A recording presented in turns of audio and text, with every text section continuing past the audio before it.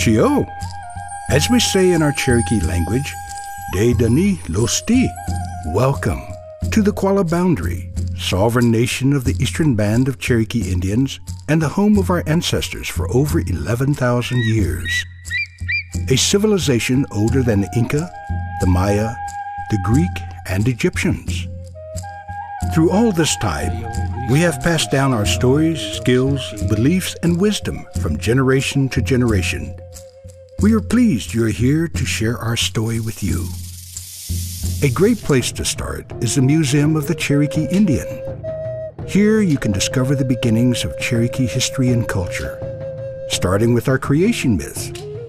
In the beginning, we say the water beetle, Daya Anishi, brought up mud from underwater to form the earth, and the great buzzard shaped the Great Smoky Mountains with his wings.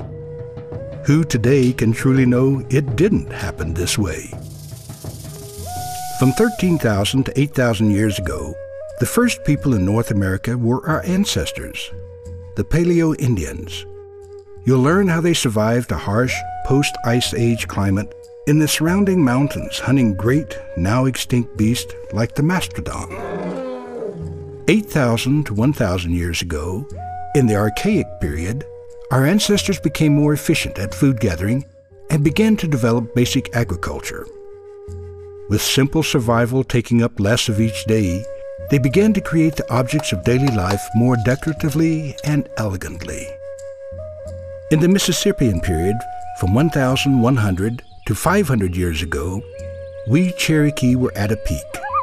We controlled some 140,000 square miles throughout 8 present-day states.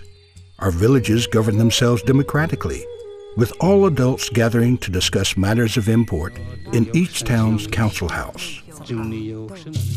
Each village had a peace chief, war chief, and spiritual leader. Men hunted and fished. Women gathered wild food and cultivated the 3 sisters, corn, beans, and squash, cleverly interplanting them to minimize the need for staking and weeding. This was life that realized harmony with nature, sustainability, personal freedom, and balance between work, play, and praise. Our land furnished all: food in abundance, materials for shelter, clothing and utensils, visual grandeur still vivid today, and herbs to treat every known illness until the Europeans' arrival. Over the first 200 years of contact, Cherokees extended hospitality and help to the newcomers. We traded peacefully, intermarried, and shared our skills while adopting useful aspects of the newcomers' culture, peaches and watermelons to written language. Regrettably, our hospitality was not returned.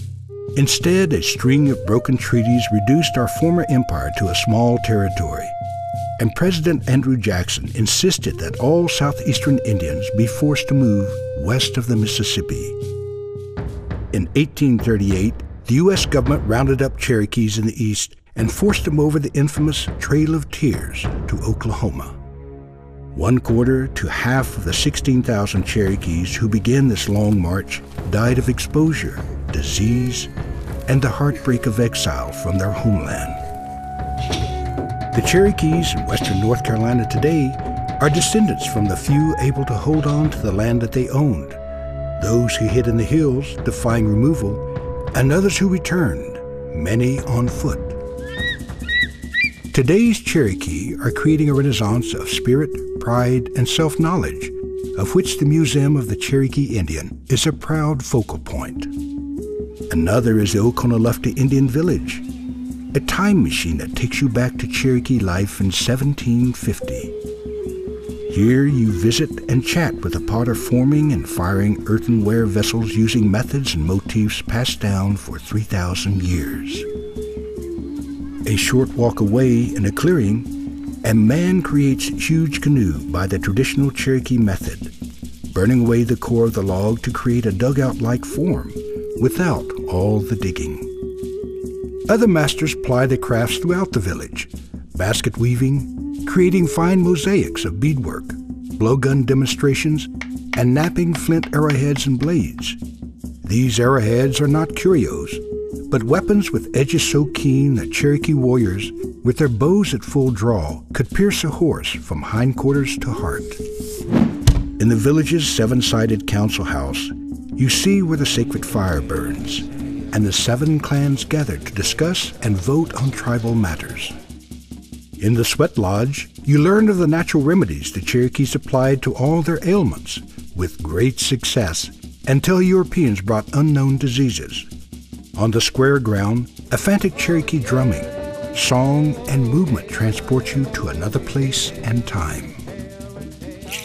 This is history come to life, and while you can't take the village home, you can bring home authentic Cherokee crafts, and you will also bring home an experience that will alter your perspective on life.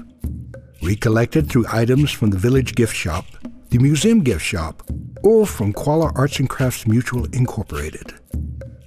As the country's oldest and foremost Native American cooperative, Qualla Arts and Crafts Mutual Incorporated represents over 350 tribal members whose work expresses the Cherokee spirit at the highest levels of artistry and skill. Qualla Arts and Crafts Mutual Incorporated is a welcome antidote to all the anonymous, disposable items that appear by magic on store shelves and pass through our homes on the way to the landfill. At Qualla Arts and Crafts Mutual Incorporated, everything you see and admire is made by nameable, knowable individuals who blend time-honored traditions with individual expression. No two things are alike, yet all form a harmonious whole.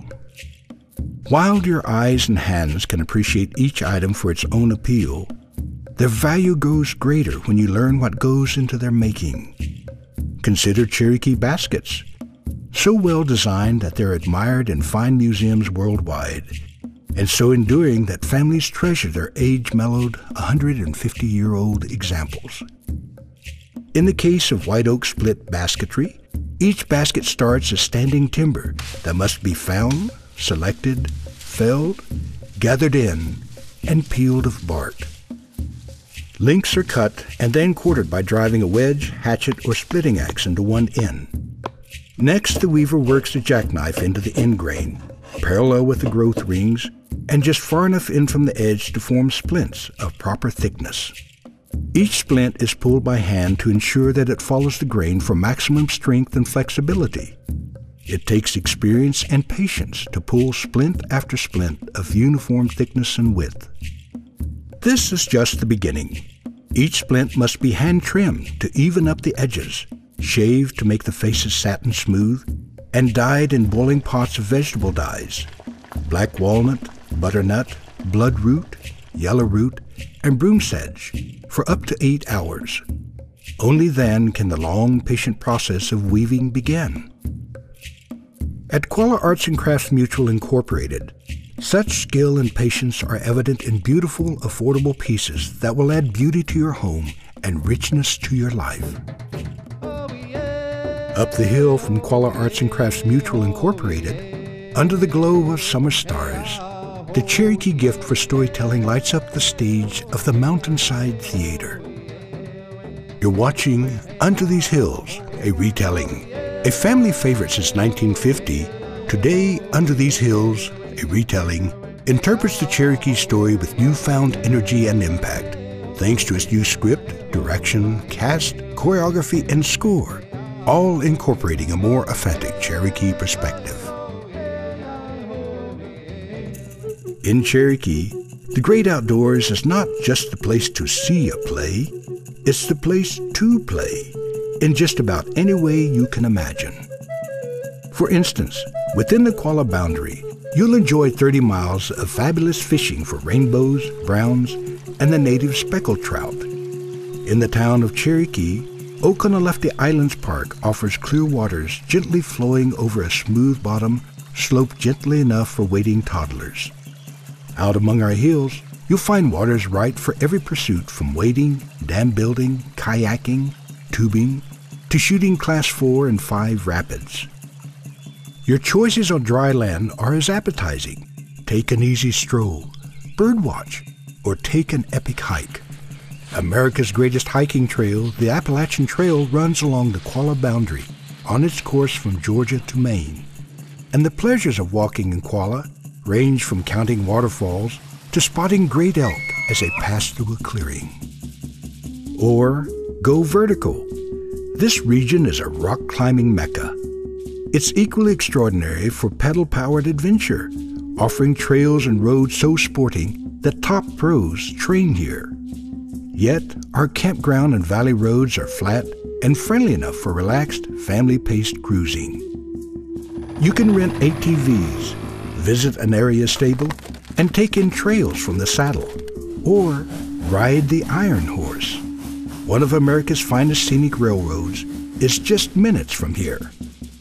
Cherokee is a naturalist dream, with a world-class profusion of flora and fauna, from tiny wildflowers to great elk and black bears.